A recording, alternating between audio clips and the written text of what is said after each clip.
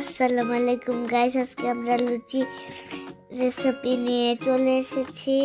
প্রথমে একটি পাতিলে আলু আর পরিমাণ মতো পানি দিয়ে নেব। তারপর দিয়ে নেব কালো জিরে, হলুদ আর পরিমাণ মতো লবণ, কাঁচামরিচ দেওয়ার পরে ঢাকনা দিয়ে ঢেকে নেব 10-15 মিনিট। প্রায় ঢাকনা পরে ঢাকনা উঠিয়ে দেখব যে আলুটা সিদ্ধ হয়েছে কিনা। আলুটা সিদ্ধ হয়ে গেছে। তারপরে একটি চামচের সাহায্যে আলুটি ম্যাশ করে নেব। তো ছিলকা সহ রান্না করলে এভাবে লুচির আলু অনেক ঘ্রাণ আসে, খেতেও অনেক স্বাদ হয়।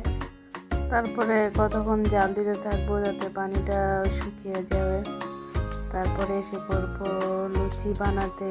তো লুচি ছোট ছোট করে বেলুন দিয়ে এভাবে রুটির মতো বানিয়ে তারপর তেলের মধ্যে দিয়ে দেব। তেলটা গরম হতে হবে। তারপরে তেলের মধ্যে দিয়ে এভাবে চামচের সাহায্যে তেলটা ভালোভাবে তেলের মধ্যে দিয়ে নাড়াচাড়া করে দেখবেন যে ফুলকো ফুলকো লুচি হয়ে গেছে।